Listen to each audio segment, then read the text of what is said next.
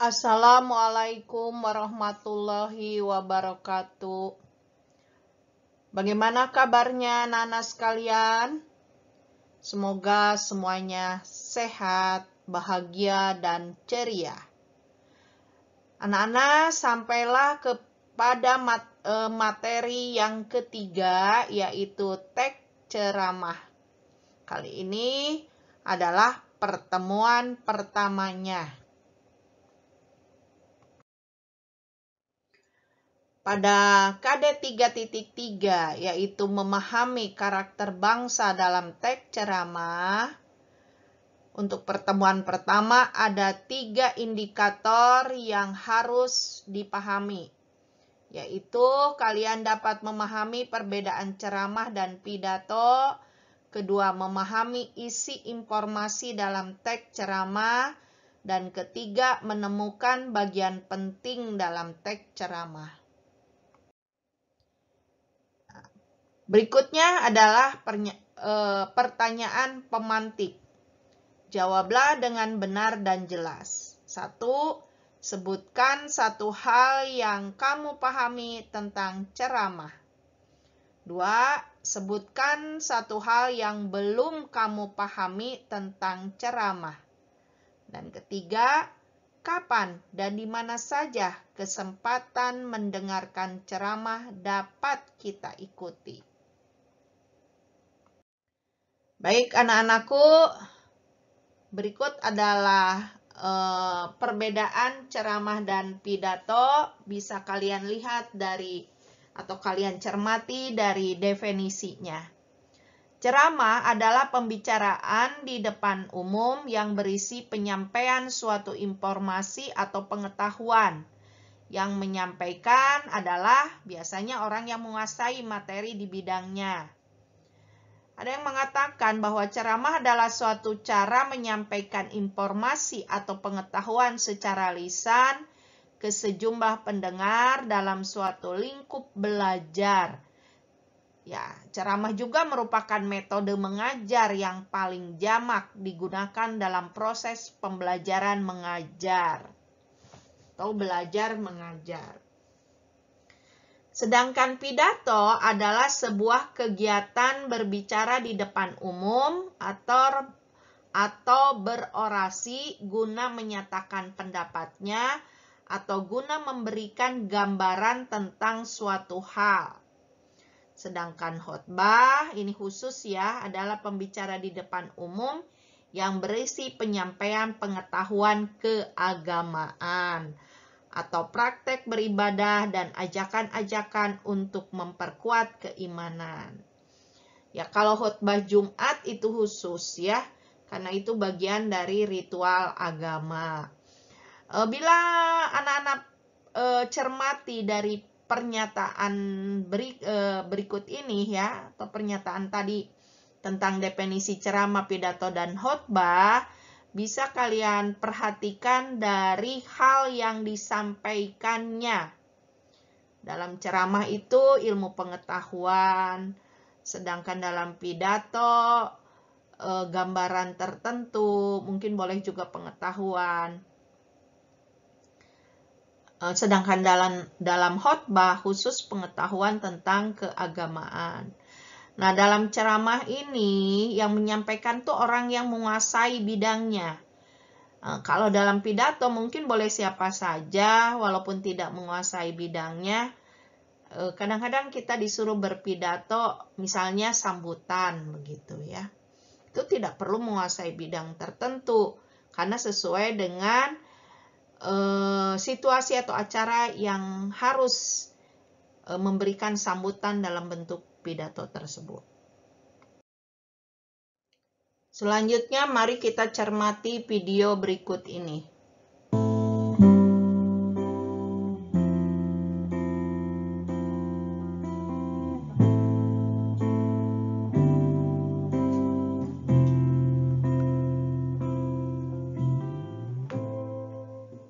Saya ingin mengucapkan terima kasih tentu saja kepada panitia yang memberi kepercayaan untuk menyampaikan topik yang tidak mudah dan menimbulkan kontroversi yang luar biasa.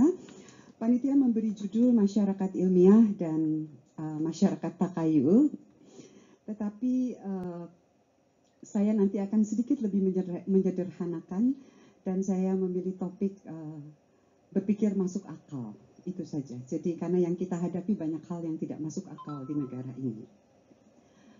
Saya akan mulai dengan peristiwa yang menarik. Sekitar bulan Maret, tidak lama sesudah terjadi gerhana matahari total, yang sayang tidak lewat di Pulau Jawa, hanya sebagian lewat di Pulau Jawa, tapi totalnya itu di daerah Kalimantan, Sumatera, Bangka, dan sampai ke Indonesia Timur. Nah, antara bulan Maret dan April 2016 tersebar desas-desus mengejutkan dari Pulau Banggai, Sulawesi Tengah. Rupanya ada sesosok bidadari rupawan jatuh dari langit ke perairan di sekitar Pulau Banggai. Wajahnya itu telungkup dan ketika diangkat itu kata si nelayan yang mengangkatnya itu berair mata. Ya kan dia telungkup di air ya, jadi wajahnya basah. Seorang nelayan itu menggendongnya ke rumah, merawat, mengenakan pakaian, setiap hari pakaiannya diganti. Penduduk datang, wah ini seperti cerita Joko Tarub begitu ya, tapi ini jatuh khusus untuk sang nelayan.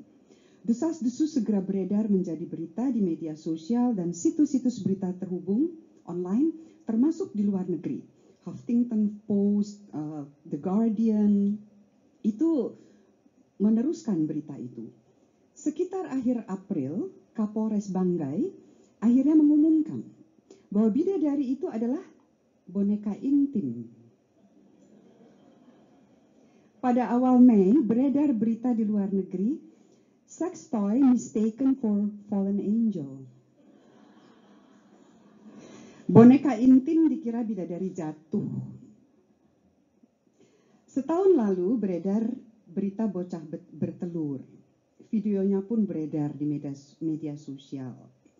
Dari pemeriksaan medis, akhirnya menjadi jelas bahwa gejala tersebut adalah kasus pengapuran.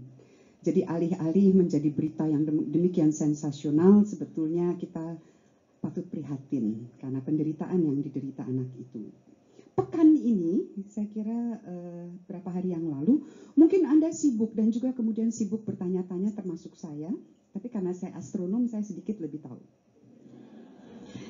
Ada beredar berita bahwa tanggal 27 Agustus 2016 akan ada 2 bulan berdampingan. Yang satu Mars, yang satu bulan. Waduh, saya pikir, ini kan berita kabar bohong lah, katakan hoax, yang sudah ada 2003. Diulang lagi 2015, diulang lagi 2016, dan orang masih bertanya, masih mengedarkan, ini benar atau tidak. Tapi ya sudah, saya kan yang astronom, jadi saya bisa jawab. Pada jarak terdekat pun, nah ini diingat-ingat kalau tahun depan akan muncul lagi itu, karena berita-berita ini menggembirakan buat orang yang mengirim.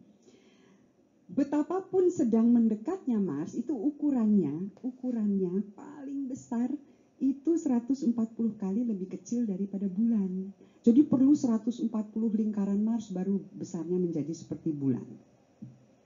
Saya memberi contoh-contoh itu hanya untuk memberikan gejala menarik sejak media sosial berkembang. Kita semua tahu, mengikuti, menjadi bagian, dan ikut gembira, dan muncul di mana-mana, bukan hanya di Indonesia, tetapi juga di negara-negara lain. Orang semakin mudah mengedarkan segala macam omongan, mulai dari kabar serius sampai desas-desus politik, kabar burung, takayul, cerita gaib, perang ideologi, rasisme, dan sebagainya. Masalahnya, memeriksa suatu kabar itu membutuhkan jerih payah yang lebih ketimbang sekedar meneruskan, apalagi pakai teknologi sekarang kan, sentuh layar. Seluruh berita terkopi, tersalin, dan terkirim sebanyak mungkin. Dengan kemudahan itu, kita lalu berlomba-lomba menjadi penerus kabar. Sekurang-kurangnya kan kita masuk ke dalam golongan yang up to date, yang sibuk dan punya banyak sekali pekerjaan. Dan pekerjaan itu adalah mengikuti simpang siur peristiwa di sekitar kita dan merangkati meneruskannya. Syukur-syukur kalau kabar itu tidak membuat orang marah, tidak memancing kebencian. Namun sudah terbukti beberapa kali bagaimana percakapan di dunia maya berbuntut bukan hanya perang verbal, tetapi perang kekerasan visual dan konkret nyata. Saya kira ada di antara sahabat-sahabat kita di sini yang juga mengalami hal itu. Teknologi yang dunia maya adalah luar biasa, kita tidak meragukan itu. Membuat aktualisasi pengetahuan berjalan dengan sangat baik, lancar, cepat, tidak terbatas. Namun teknologi itu juga dengan cepat melahirkan budaya komentar. Siapa saja boleh komentar, tidak ada larangan. Tak peduli apakah komentar itu melukai, bahkan menyingkirkan orang lain. Teknologi itu telah melahirkan setan gundul yang membuat kita saling membenci, saling memakan, saling membuat orang lain menjadi korban. Kata setan gundul itu saya terjemahkan dari troll. Tanggal 29 Agustus saya tadi berikan kopinya kepada Mas Ulil. Majalah Time, edisi yang terbaru itu bicara tentang troll di dalam internet. Mengapa budaya internet membuat kita menjadi saling membenci, saling menyebar kemarahan dan diskriminasi dan rasis. Lalu, haruskah kita melarang teknologi seperti itu? Nanti dulu, tidak semua ilmuwan itu tidak lepas dari bias, tidak lepas dari takayul. Nanti kita akan masuk ke sana apa yang terjadi, yang berlangsung di Mahkamah Agung sekarang. Apakah berarti semua anggota masyarakat perlu menjadi ilmuwan dan menjalankan detail-detail metodologi seperti ilmuwan di laboratorium? Tentu tidak. Dan panitia sama sekali tidak bermaksud itu. Jadi sesudah menimbang-nimbang dalam waktu yang singkat, saya akhirnya memilih untuk lebih sederhana, berpikir, bersikap, bertindak masuk akal, reasonable. Umumnya kita mengerti apa itu masuk akal. Kalau kita dapat kabar tentang sesuatu kejadian yang umum, yang sesuai dengan peristiwa sehari-hari, masuk akal, kita percaya. Kita kaget loh, orang yang kita kira jujur baik kok ternyata koruptor, kita kaget. Kita mendengar gempa bumi, gunung meledus, kaget, prihatin. Tetapi ya masuk akal percaya kabar itu. Sebaliknya, masuk akal bahwa kita tidak langsung percaya. Misalnya mendapat kabar yaitu muncul 2 bulan di langit.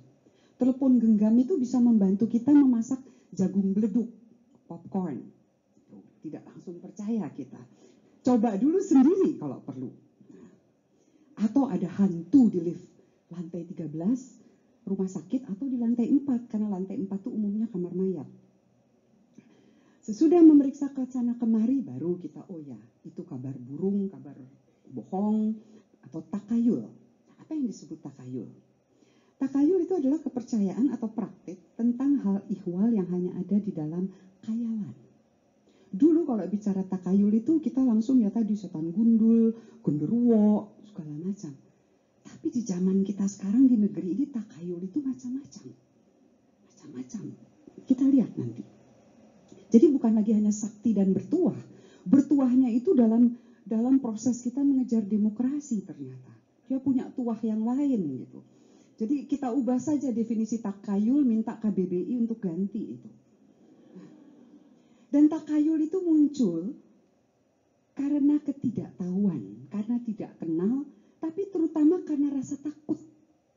Takayul itu lalu menghubungkan satu kejadian yang tidak berhubungan. Entah karena tidak tahu, entah karena takut. Ilmu pengetahuan adalah salah satu cara untuk mengetahui. Saya sebut salah satu cara berarti dia tidak mengetahui segala-galanya. Memang tidak bisa dan bukan itu tujuannya. Ada realitas yang tidak bisa dijangkau oleh ilmu. Apa yang ingin diketahui oleh ilmu? Realitas di sekitar manusia dalam cakupan ruang dan waktu, baik yang konkret maupun abstrak. Ini konkret, ini konkret, Anda semua konkret. Tapi di dalam kepala Anda ada yang abstrak, yaitu pikiran, imajinasi, hayalan. Nah, perlu dicatat bahwa dalam realitas itu juga ada ideologi yang mau diketahui oleh ilmu. Jadi ilmu itu cara berpikir sistematis dan bertopang ke pernyataan-pernyataan yang bisa diuji. Diuji oleh siapa? diuji oleh setiap orang yang mau belajar metodenya. Jadi ada komunitas yang menguji. Karena metodenya jelas, semua orang, kita ambil contoh, kalau masak air tidak setengah jalan, sampai kemudian kalau di SD itu, apa gejala air mendidih? Gejala air mendidih adalah gelembung-gelembung air yang ditaruh di panci dan dijeram di atas api itu perlahan-lahan dan naik ke permukaan lalu pecah di permukaan. Itu tandanya air bergolak dan mendidih. Semua bisa mencoba dan kita tahu kalau belum mendidih, belum 100 derajat, jangan diminum karena ada bakteri yang belum mati. Dari contoh di atas tampak bahwa ciri pengetahuan ilmiah itu bukan hanya diuji coba sehingga nanti kita bicarakan, itu dia bisa dikatakan objektif. Tetapi juga mengandaikan ada orang-orang lain yang menguji hal yang sama. Nah, ini ada cerita menarik tentang Galileo. Galileo Galilei, saya kira Anda semua pernah dengar namanya, seorang ahli fisika dan astronomi yang pertama kali mengarahkan teropongnya ke langit, lalu menemukan bahwa bulan itu tidak licin, mengkilap seperti andaian sebagai benda-benda ilahiyah. Lalu ternyata matahari juga punya noktah-noktah hitam yang bergerak, dan terutama planet Jupiter punya bulan.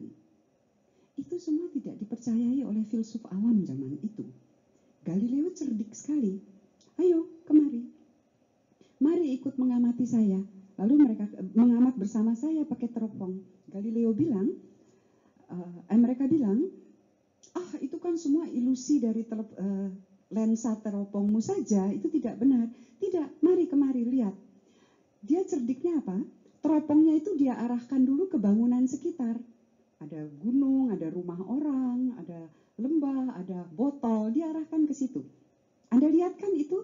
Ya, bendanya ada tidak? Ada, mari. Baru dia arahkan ke benda-benda langit. Jadi tidak ada seorang pun bisa menyanggah.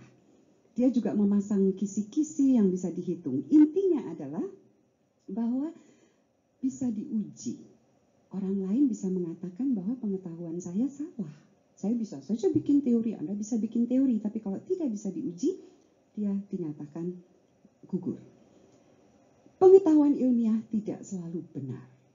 Sejarah sains penuh dengan kuburan teori-teori yang indah, mempesona secara matematik, membuat takjub akal budi, tetapi gugur ketika diuji dalam kesesuaiannya dengan realitas. Karena itu kebenaran ilmiah selalu bersifat sementara. Jadi jangan percaya kalau ada ilmuwan mau mengatakan saya punya pengetahuan dan pengetahuan ini benar, mutlak, lalu dibawa ke Mahkamah Konstitusi untuk jadi dukungan. Nggak bisa itu. Jangan percaya itu. Pengetahuan itu benar sejauh belum ada data yang kokoh untuk menggugurkan. Jadi cari data sekokoh mungkin, cari pikiran sekokoh mungkin. Atau sebelum ada teori lain yang bisa menjelaskan lebih baik. Lugasnya, kebenaran ilmiah tidak bisa dikatakan kebenaran mutlak dan selalu sementara. Apa ciri mendasarnya? Tadi saya sudah sebut sebagian. Kita tidak perlu membahas yang seperti ilmuwan di laboratorium. Kita ingat saja cerita guru ketika kita masih SD. Rata-rata ingatan kita waktu SMP mungkin sudah sedikit pupus, tapi kalau SD kita banyak ingat. Kenapa di SMP biasanya kita lebih nakal, jadi lebih banyak ditegur oleh guru, tapi di SD biasanya masih lucu kalau walaupun nakal. Jadi tidak banyak dimarahi guru, paling tidak itu pengalaman saya. Di SMP disetrap terus. Gitu. Kita bertanya pada guru, mengapa turun hujan? Mengapa ada petir? Guru menjelaskan berdasarkan siklus air di bumi. Air laut, air sungai, air danau menguap karena panas matahari. Sampai di ketinggian angkasa terjadi pengembunan karena udaranya dingin, lalu uap itu mengembun, turun lagi jadi tetes-tetes air. Jadi hujan. Bersama dengan itu, di dalam awan yang gelap menggantung itu ada partikel-partikel bermuatan listrik yang saling lompat lalu kelihatan seperti petir yang seakan-akan membelah langit. Yang dulu disebut Zeus atau dewa petir dan sebagainya.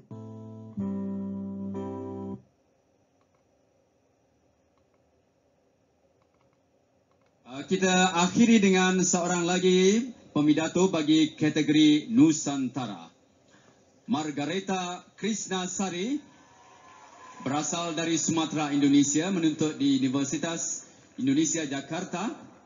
Anak keempat daripada 5 orang adik-beradik, gemar makan sate ayam dan sate kambing. Dan prinsip hidupnya, cita-cita saya adalah cakrawala tiap pagi terengadah adalah warna biru, tiap malam terengadah sejuta bintang. Dan tajuk pidato Margareta, Rumpun Melayu, Syurga Warisan. Tes.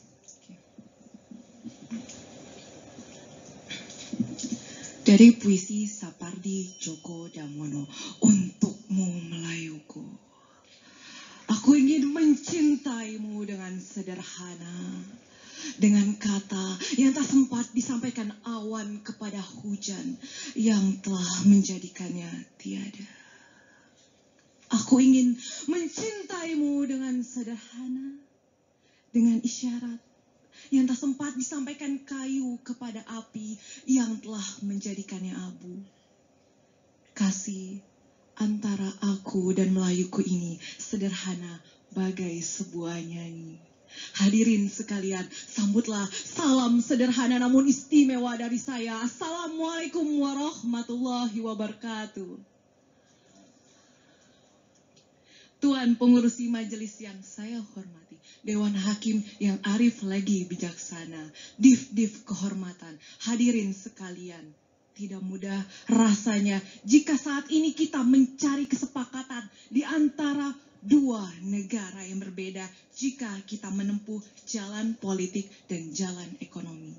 Akan tetapi melalui jalan budaya, segalanya akan lebih mudah terlaksana. Karena budaya mampu masuk menelusur ke dalam hati kita semua. Mawar merah perlu disunting untuk mengisi hati nurani.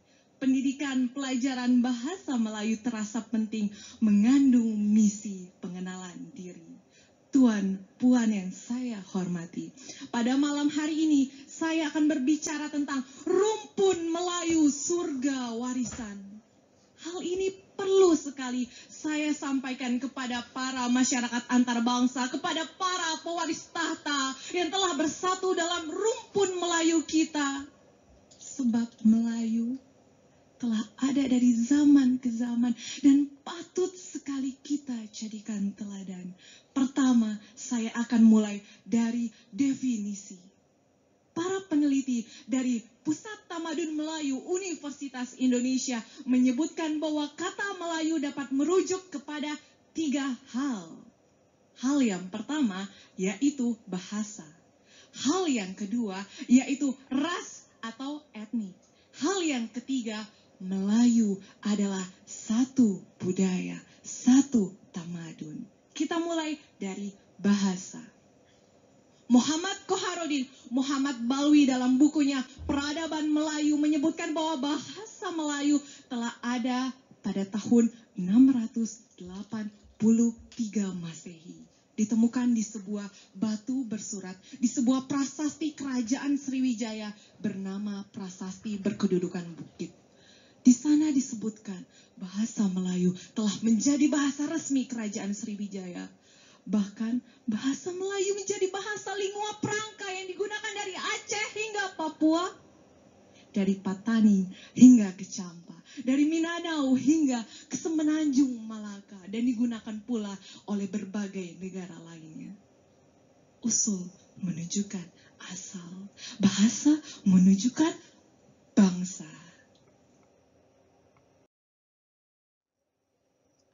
Ya, berdasarkan video tersebut, kerjakan latihan berikut sesuai dengan instruksi.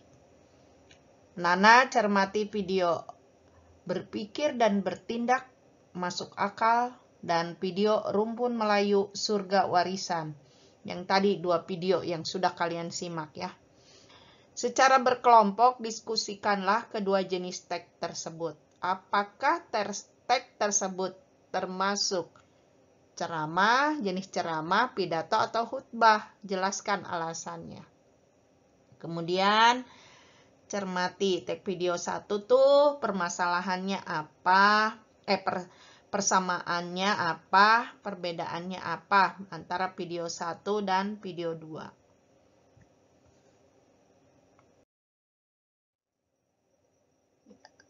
Nana cermati maksud dan tujuan ceramah.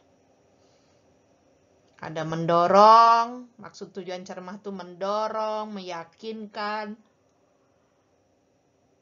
bertindak, memberitahukan, dan menyenangkan. Kemudian indikator yang kedua adalah isi informasi dalam teks ceramah. Informasi dan dalam teks ceramah mengandung informasi dan permasalahan aktual. Kemudian dalam informasi tersebut ada jenis-jenis informasi. Kemudian kita akan menanggapi informasi dan permasalahan aktual dalam ceramah. Ya. Anak-anak, informasi itu merupakan pemberitahuan atau pemberian kabar tentang sesuatu. Pokok-pokok informasi bisa didapat dengan memperhatikan unsur 5W. Apa, siapa, kapan, di mana, mengapa, dan 1H bagaimana dalam penyampaian informasi. Permasalahan aktual adalah sebuah peristiwa yang betul-betul terjadi dan sedang menjadi pembicaraan orang banyak. Cara memahami informasi dapat dilakukan dengan cara sebagai berikut. Anak-anak menyimak ceramah yang didengar dengan seksama, mencatat informasi yang menarik dalam setiap paparan dalam ceramah dengan rumus 5W 1H. Menyusun informasi yang menarik dalam bentuk kalimat dan paragraf sederhana. Berikut adalah jenis-jenis informasi. 1. Berdasarkan fungsi dan kegunaannya dibagi 3, yaitu menambah pengetahuan, mengajari pembaca, dan menyenangkan pembaca. 2. Berdasarkan format penyajiannya ada berupa tulisan, gambar, atau lisan. 3. Berdasarkan lokasi peristiwanya ada informasi daerah, nasional, dan mancanegara. Kemudian 4. Informasi berdasarkan bidang kehidupan. Ada bidang pendidikan, olahraga, musik, sastra, budaya, iptek, dan lain sebagainya. Kemudian informasi berdasarkan kepentingan. Ada informasi yang menyangkut keselamatan atau kelangsungan hidup pembaca. Ada informasi yang menyangkut perubahan dan pengaruh pada kehidupan pembaca. Kemudian yang terakhir, informasi berdasarkan penyampaian. Ada informasi yang disediakan secara berkala, secara tiba-tiba, setiap saat. Ada informasi yang dikecualikan, dan kelima, informasi yang diperoleh berdasarkan permintaan.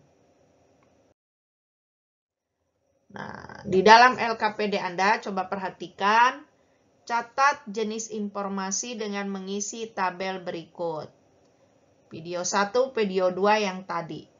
Coba perhatikan isi video tentang apa, isi video tentang apa, video 1 tentang apa, video 2 tentang apa. Kemudian fungsi dan kegunaan. Video 1 fungsinya apa, 2 apa. Yang 3 format penyajiannya menggunakan apa, lokasi peristiwanya di mana, kemudian berdasarkan bidang kehidupan apa, berdasarkan kepentingannya apa, kemudian bagaimana penyampaiannya. Selanjutnya kita masuk ke bagian ketiga, yaitu bagian penting dalam teks ceramah. Untuk mengetahui bagian penting dalam teks ceramah ini, anak-anak silakan mengisi LKPD yang soal berikutnya dengan peraturan sebagai berikut. Catatlah hal-hal yang kamu anggap penting dari isi teks tersebut. Gunakan tabel di bawah ini untuk menuliskan jawaban berikutnya. Sebelum menjawab, diskusikan terlebih dahulu dalam kelompokmu. Masih teksnya itu masih dalam video ya, video 1, video 2 yang tadi. Yang kalian jawab adalah video 1 isi video itu tentang apa. Video 2 juga isi videonya tentang apa. Kemudian hal-hal penting yang disampaikan adalah pada video 1 apa, pada video 2 apa. Ya, anak-anak, sampailah kepada kegiatan merefleksi. Yang pertama, refleksi yang pertama, apa perbedaan ceramah, pidato, dan khutbah? Silakan yang tahu acungkan tangan. Yang kedua, sebutkan tujuan berceramah. Untuk apa? Pertanyaan ketiga, dari angka 1 sampai 10, berapa angka pemahamanmu mengenai materi hari ini? Berikutnya anak-anak, mari kita ekspresikan perasaan kalian setelah mempelajari materi ceramah. Apabila senang sekali, acungkan dengan 2 jempol. Senang 1 jempol dan kurang senang ekspresikan dengan muka yang sangat sedih. Baik, sekian dan terima kasih untuk materi hari ini.